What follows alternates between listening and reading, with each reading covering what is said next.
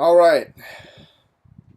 Hello everybody. Welcome to our sermon for those of you just joining us on YouTube.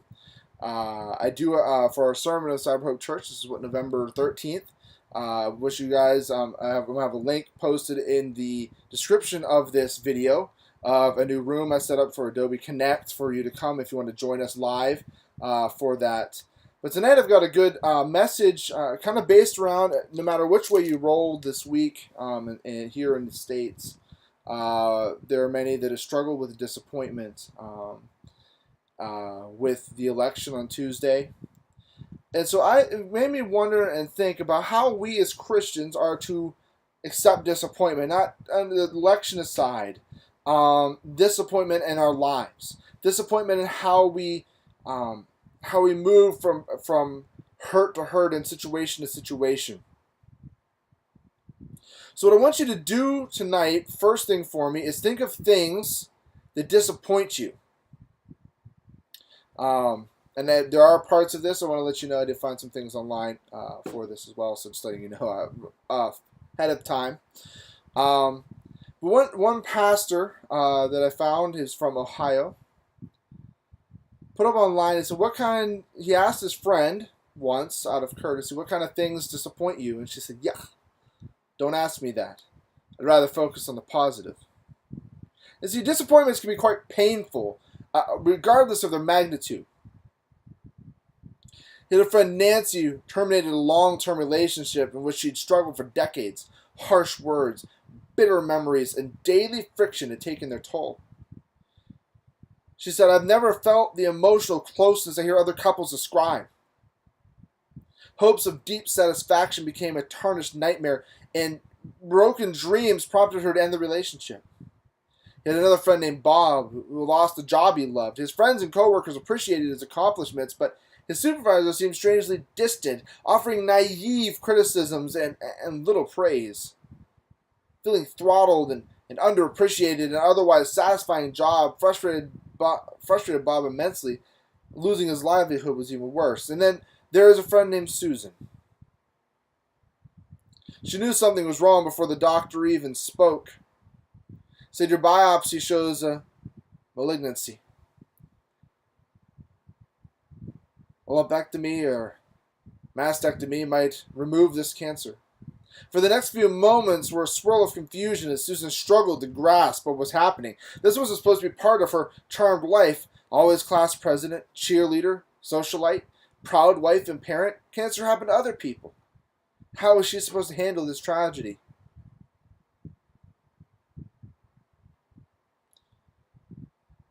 And I'll tell you guys, when I surveyed my life, when I looked over my life, I realized that I'm not much different from them. I have disappointments. I have issues. I have struggles. I'm sure everybody alive has run into that. If you haven't, God bless you. And share, please, by all means, share how you're pulling this off. Because disappointment is a part of life. We have started to try and change that in today's culture. We don't want to be disappointed. We don't want to be hurt. We're giving out participation trophies to everybody in a little league team because we're afraid of hurting somebody. That's why a lot of people aren't prepared for the adult world where disappointment happens. You're not always going to get that job. You're not always going to win that game. You're not always going to make that friendship or get that whatever you're looking for in your life. You're not always going to get it. And you're not prepared for that disappointment. Some of the other experiences we have are troubled relationships, poor job evaluations or test scores, death of a loved one, health challenges, social snubs, athletic loss. And if you're not careful, disappointment can compound into depression or despair, which may lead to other serious consequences. UCLA psychologist James C. Coleman lists several examples. Shipwreck victims who lose hope may die after a few days. It says even though psychologically they could have survived many days longer. Or physiologically. I mean, it's physiologically.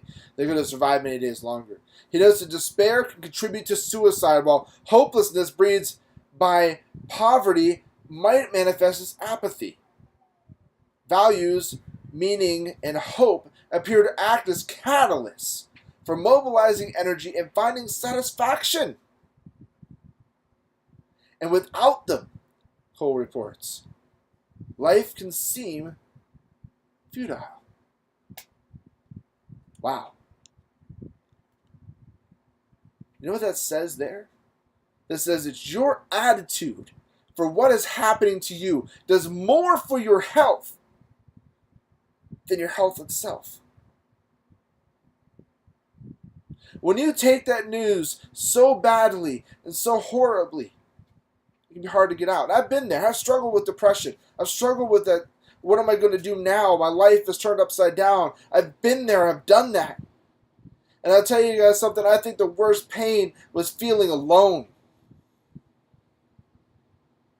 Feeling like I had no... It wasn't that my family didn't love me or support me, but it's different when you don't understand what's happening to you. And it's different when your family doesn't understand what's happening to you. And when friends and family are saying, just get out of it. Just get up. Just walk away from it. You can do this. It's not that easy. But God has answers for dealing with this kind of stuff. How to keep hope alive so that the disappointment doesn't hurt so much. For hope is what we need. And I've got 7 steps here. Is it 7? I lost count of it about halfway down. I have to admit. Is it 7? Oh, it's only 5. What? Okay. Felt like 7, I guess. But anyway. Number 1. Adjust your expectations of life.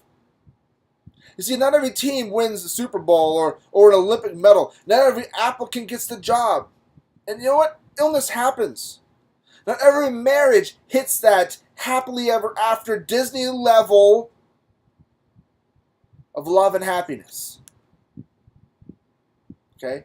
You'll hit a happiness and an ability to live together and enjoy being together, but you might not hit that like epiphany level where people are throwing flowers everywhere you go and everybody's singing and dancing around you because everything's just so great. You may not get that. So it might make a little bit of sense not to set the goals too high. Okay? Because then you're not going to run into the... have you ever had...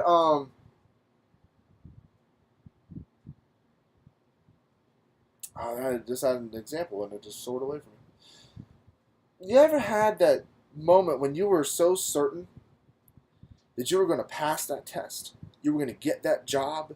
You were going to move up in the job? That you were going to get...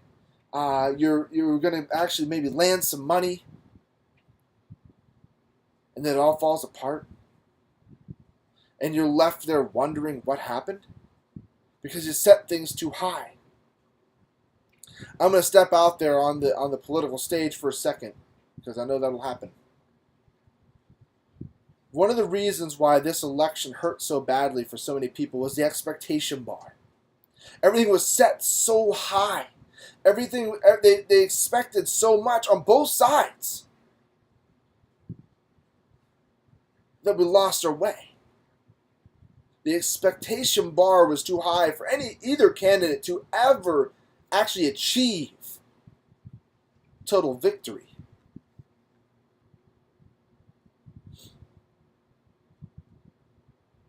So on one hand, our hope can be misplaced. I spoke about this a couple of weeks ago that we struggle with that placing our hope on a person. That one person can fix everything. And you know what? There is only one person that can fix everything. That's Jesus. And if we tell ourselves otherwise, we are deluding ourselves. And we're denying the gospel of Christ.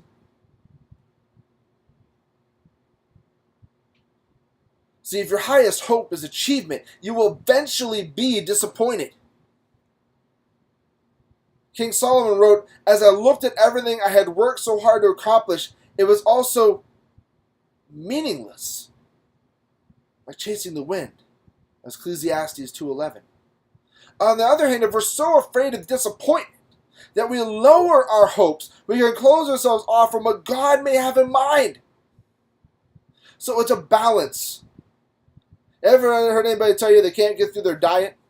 You want to know why you can't get through your diet? Because you can't balance. You're either too extreme on all the fast food and the wonderful donuts and all the stuff that put the weight on in the first place, or you try to go the opposite direction too quickly and it starves you and you don't like it, so you quit.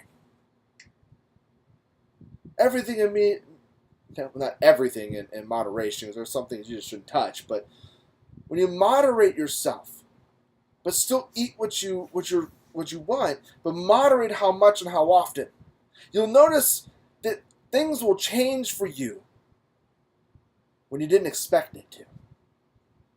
Number 2, learn from your defeats.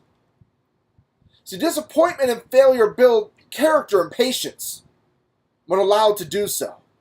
They can teach you to win and lose with grace, an increasingly lost art these days, isn't it? Losing with grace is so difficult.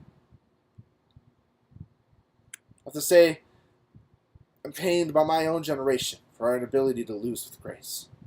Romans 5:3-4 says it like this: we can rejoice too when we run into problems and trials, for we know that they are good for us. They help us learn to endure, and endurance develops strength of character. See, inner spiritual strength, the kind resulting from sincere faith in God, helps cultivate that attitude.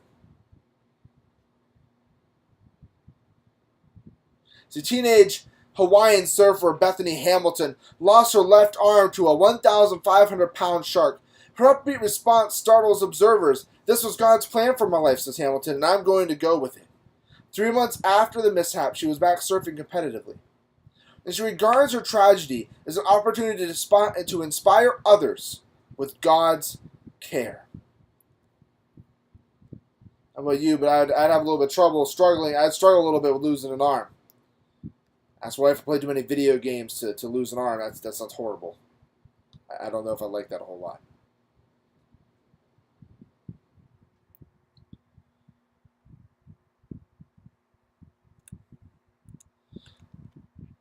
Number 3, way to handle disappointment: build friendships. See, God often ministers to us, to our hurts, through other people.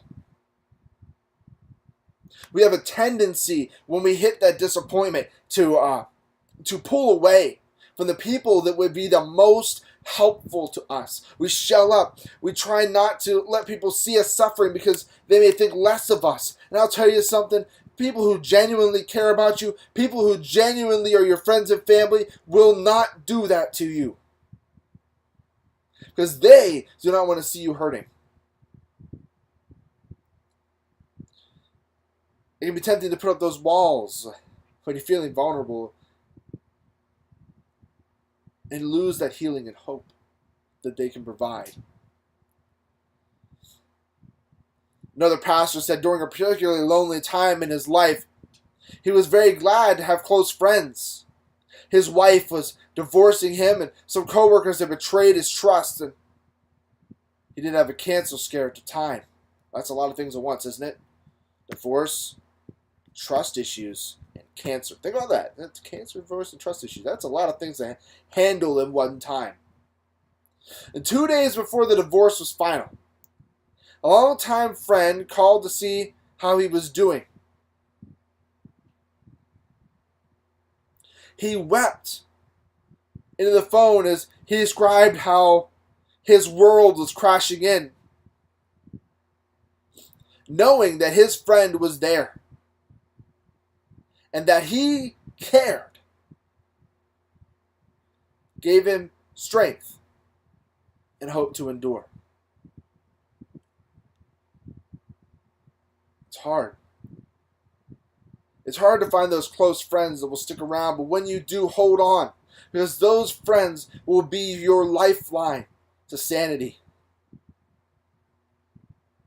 Because they'll remind you of why God's always there. And I'll tell you something, when hurt happens, the first person we put walls up on is God. I don't know why. For the one person that will be there for all of us, we immediately shut him out.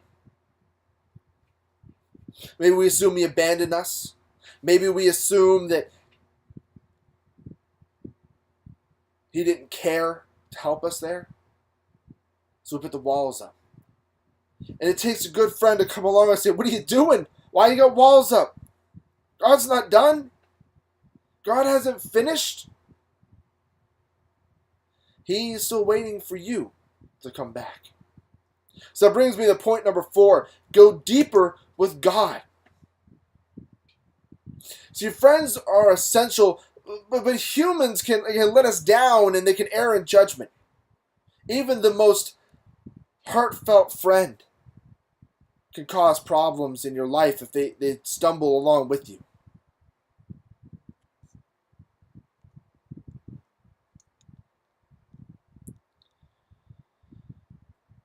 See, I had discovered early on in my life that God would never desert me. When I struggled at 16 to stand and walk, and I remember one time when I was at band practice and I collapsed face down on the field, and I laid there wondering, okay, God, what do you got in plan here? Because this is humiliating. It's killing me. It may actually be killing me. I didn't know at the time. And I literally wept as I laid there, waiting for someone to come pull me face up out of the ground, wondering what I was going to do with my life. Hebrews 13:5, I will never fail you. I will never forsake you. Let me say that again. I will never fail you. I will never forsake you. His friendship had sustained me over years amidst criticism from people I thought were friends, humiliation in junior high, things I went through as a child, moving around as a pastor that I struggled with for a long time. Don't get me wrong, Dad, I love you, and I love the Lord, but I did run into some trouble. Run into some financial challenges. Anybody who knows me knows all about financial challenges. Educational disappointment. I still remember the day that I came home from Mount Vernon after getting kicked out and wondering, when was God going to work in my life? When was he going to give me the chance to follow what he asked me to do? And he brought along Nazarene Bible College to finish it off. And then he brought this church to reach the lost. He used me in a time when I thought I could never be used again. He healed broken relationships. See, God has a great track record.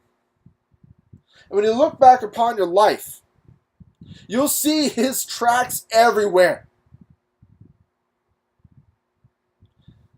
And you'll understand why I say I trust him. See, Paul found strength and hope through his friendship with God. He wrote, if God is for us, who can ever be against us? Since God did not spare even his own son, but gave him up for us, won't God who gave us Christ also give us everything else? That was Romans 8:31 and 32. Paul was convinced nothing can separate him from Christ's love. Death can't, and life can't. The angels can't, and the demons can't. Our fears for today, our worries about tomorrow, and even the powers of hell can't keep God's love away. So the more we stake our security in God's enduring love, the less power disappointments will have to undermine our hope. Which leads me to point number 5. Focus on the ultimate hope. During that dark time of my life, the man who was mentoring Mike McVeigh had a moment of wisdom, and he reminded me of what Paul said in that very same letter, God causes everything to work together for the good of those who love him. Now, it was weird for me because anybody who knows Mike McVeigh knows he hates Christian cliches. Very much so. But for some reason, he was compelled to tell me that. You want to know something? God hasn't turned back on that. There may have been days when I thought he had. There may have been days when I wanted to shake my fist at God and go, what are you doing? Where are you taking me? Because I don't see an end in sight. And God would say, just a few more turns, son, you're almost there. Just a few more. You know, when we left New York, my father was a pastor there, and we had a rough exit from that situation. And at the time, I didn't really fully understand the hurt that my parents went through. But I'll tell you something. Years later, I finally realized how much it had hurt me. Because while I didn't understand what was going on, I watched my parents and their pain that they went through, and it bugged me. It hurt me. I didn't want to see them suffer. There was nothing I could do to help.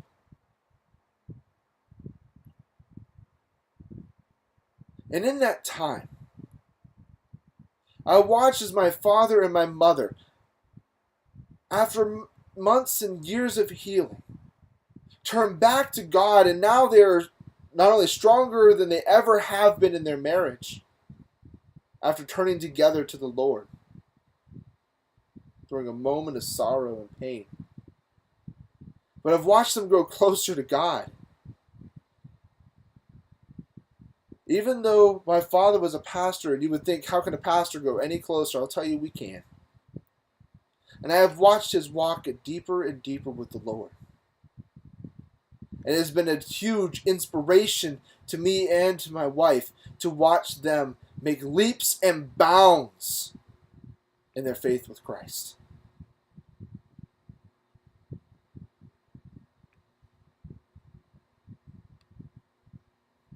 So sometimes we get stuck focusing on the here and now. The what's happening this very moment. But our present situation isn't the end of the story. Have you ever gotten to the point in a book where you were wondering how the protagonist was ever going to make it? They're hitting so many obstacles. You're like, how are they ever going to make it? But you kept reading because you knew they would. You knew that something was going to work out. You didn't know the journey. You didn't know exactly what was going to happen. But you knew that they were going to get somewhere and it was going to be important and they were going to make it. And you knew that. We don't know the journey of our lives. But I'll tell you something. We know the end. See, Paul knew how disappointing life could seem. We only have to read his letters to know that. Yet, he never quit encouraging his fellow believers to see the big picture in the midst of their trials and hold on to their supreme hope in God. He wrote, "Therefore, we do not lose heart. Though outwardly we are wasting away, yet inwardly we are being renewed day by day. For our light and momentary troubles are achieving for us an eternal glory that far outweighs them all. So we fix our eyes not on what is seen, but what is unseen. For what is seen is temporary, but what is unseen is eternal." See, God's plans are nearly always bigger than we think.